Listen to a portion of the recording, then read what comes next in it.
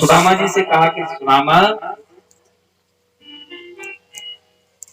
तुम इस पोटली को ले जाओ। और वो पोटली वहां से आई थी ना,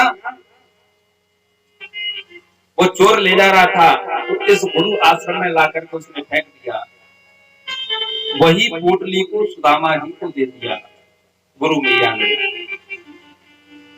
उस पोटली को सुदामा जी को दे दिया। सुदामा जी ने जैसे ही पोटली को ले जा रहे हैं, समुदाय इकट्ठे करके कृष्ण ने कहा, क्यों मित्र, भैया ने कुछ खाने के लिए नहीं दिया? सुदामा जी कहते हैं, ना लाला, भैया ने कुछ नहीं दिया।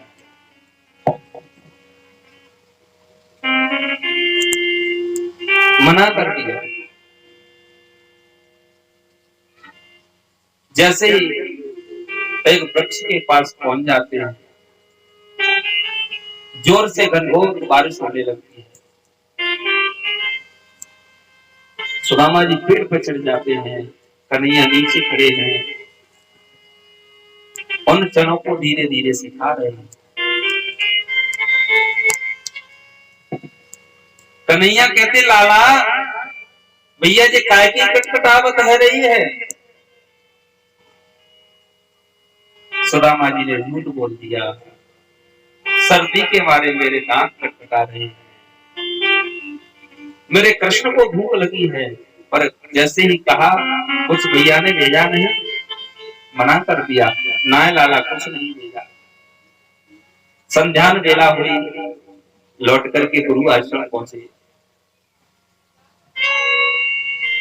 गुरु आश्रम में जैसे ही आए, भगवान ने कहा, मैया मुझे बहुत भूख लगी है, सुबह से कुछ नहीं खाया, बहुत भूख लगी है। अरे लाला, मैंने सुदामा को दिया था, चने की पोटली दी थी, मैंने कहा कि तुम दोनों खा लेना, भूख लगे। जैसे गुरु जी को पता चला कि सुदामा ने कृष्ण को चने नहीं दिए, तो गुरु जी ने कहा कि सुदामा इधर आओ।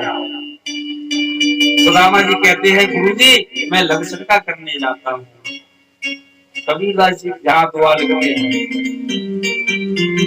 गुरु से कपट, मित्र से चोरी, के होए निर्धन, के होए कोड़ी, के होए निर्धन, के होए कोड़ी। गुरु समझ गए। गुरु जी ने आशीर्वाद दे दिया, कृष्ण तू द्वारिका का राजा बनेगा, तू ऊंचे सिंहासन पर बैठेगा।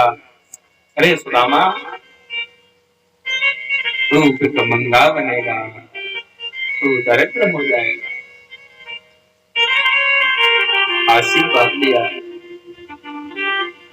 लौट करके आ जाते हैं।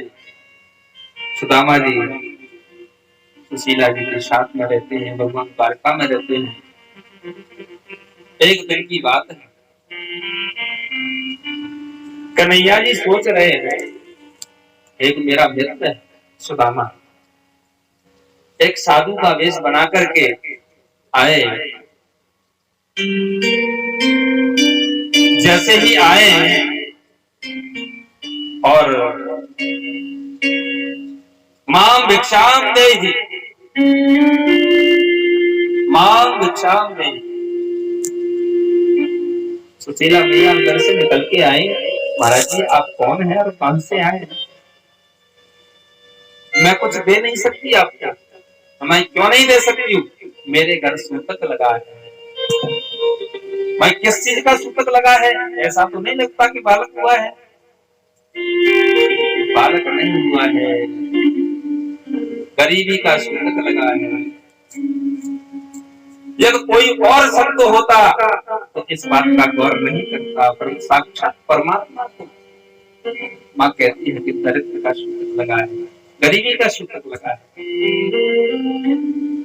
संत जी ने धीरे धीरे से कह दिया, क्यों जी सुदामा जी का ही घर है? सुशीला जी ने कह दिया, जी लगता तो ऐसा ही है। वो सुदामा कृष्ण के मित्र वही सुदामा है। मैं कौन कौन कृष्ण? कहाँ का कृष्ण? सुशीला बोली, कौन कृष्ण है? अरे भैया द्वारका का राजा है, वो सुदामा जी का मित्र है। जैसे ही भगवान वहां से चले जाते हैं और जैसे ही शाम को सुदामा जी घर के लिए आए, बालक भूखे बैठे हैं। सुशीला जी कह रही है कुछ खाने के लिए है? कुछ नहीं है।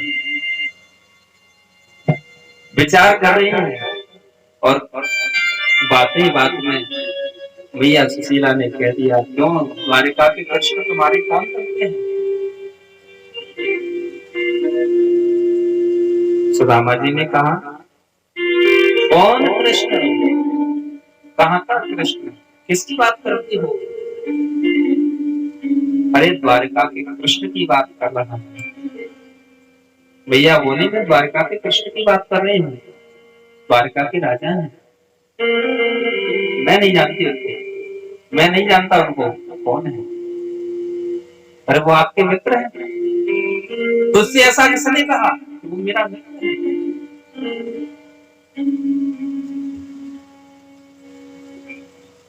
मित्र, वो यदि मेरा मित्र होता तो मेरे काम नहीं आता।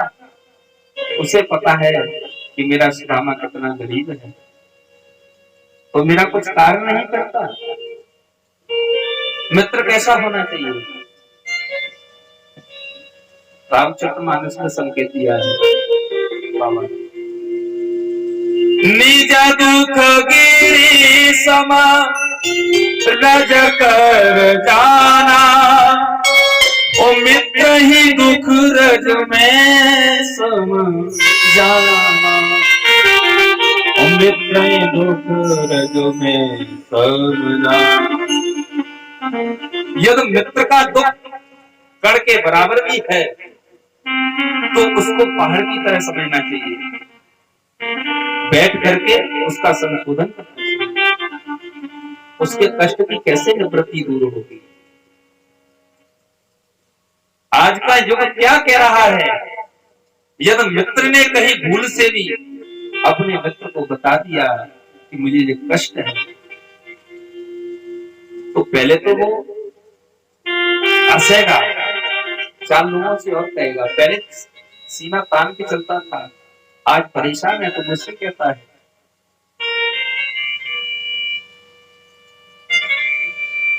आपके पास धन होगा, वैभव होगा, मान प्रतिष्ठा होगी, आपके साथ सब होंगे, आपका भाई होगा। कोई संत कहता है, साथी है मित्र गंध की जल बिंदु पान तक, अर्धांगिनी बनेगी तो केवल मकान तक, और परिवार के सब लोग चलेंगे शमशान तक। बेटा भी हक निभाएगा, बेटा हक निभाएगा तब तक अग्निदान। आज के जमाने में सब स्वार्थ के गीत रह गए हैं।